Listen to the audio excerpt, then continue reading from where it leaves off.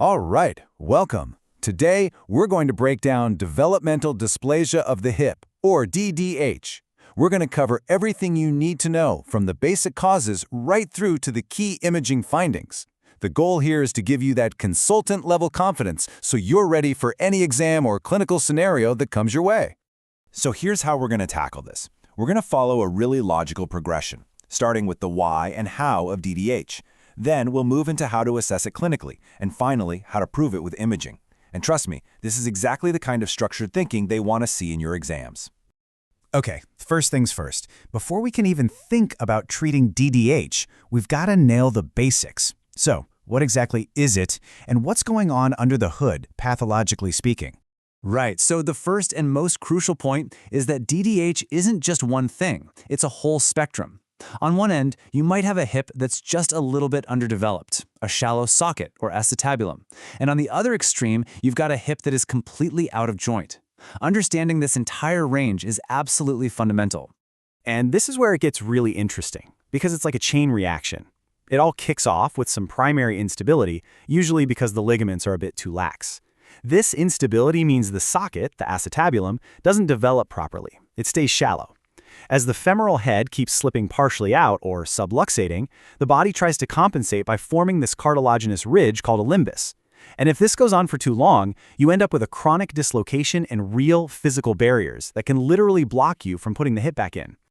Okay, so we've got the what and the why. Now, how does this actually show up in the clinic? What are the red flags we should be looking for in the history before we even lay a hand on the patient? Okay, for your exams, you absolutely have to know the 4 Fs. It's a classic: female, firstborn, frank breech, and family history. But don't just memorize the list. Understand why. For instance, female babies are more affected because of maternal hormones causing ligament laxity. Firstborns face a tighter squeeze in an unstretched uterus. And of course, things like a breech presentation or even how the baby is swaddled after birth can play a huge role. So the history is pointing us in a certain direction. Now what? It's time for the physical exam. And remember, for a newborn hip, this is a dynamic process, not a static picture. We're testing for stability. All right, let's break this down. The Barlow test. Think of this as your provocative test. You are actively trying to prove the hip is unstable by dislocating it. You bring the hip in, adducting it, while pushing back. Now, a positive sign is not a click. It's a very distinct, palpable clunk as the hip exits the socket.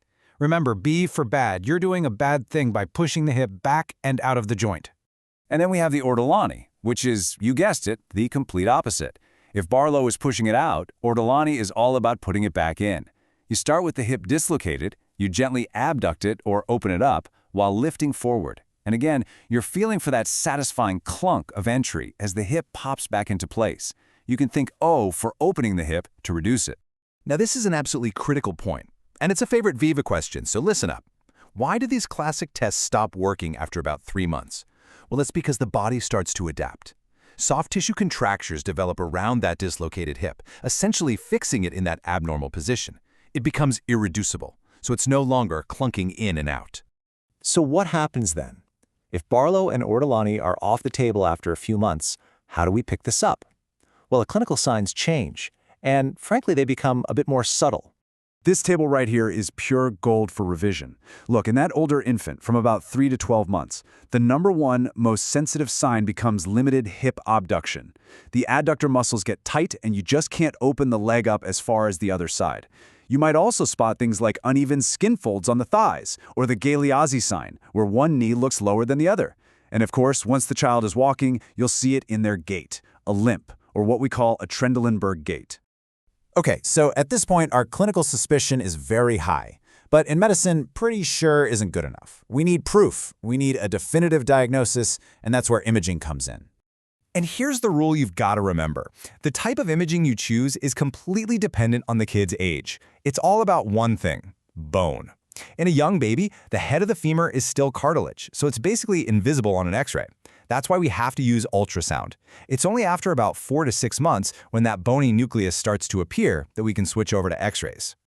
So when we look at an ultrasound, what are we really looking for? It all comes down to the anatomy, specifically that bony roof of the acetabulum.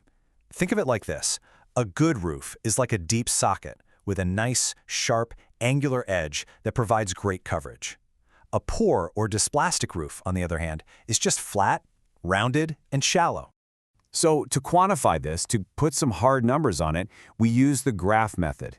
And honestly, the number one thing you need to remember is the alpha angle. This angle measures the bony roof, and the magic number is 60 degrees. If the alpha angle is greater than 60, you've got a well-formed normal hip. If it's less than 60, you're dealing with dysplasia. And this classification just takes that alpha angle and turns it into a simple grading system. It tells you exactly how bad things are. A type 1 is normal. A type 2 is dysplastic. And by the time you get to type 3 and 4, you're looking at a subluxated or fully dislocated hip. This is so important because it's what guides our next steps in management. Okay, so fast forward a few months. The baby's older, that femoral head has started to turn into bone, so now we can switch gears to x-rays. And on an x-ray, it's a whole different ballgame. It's all about lines and angles. Probably the simplest way to see if a hip is dislocated on an x-ray is this quadrant method. Imagine you draw 2 lines on the film.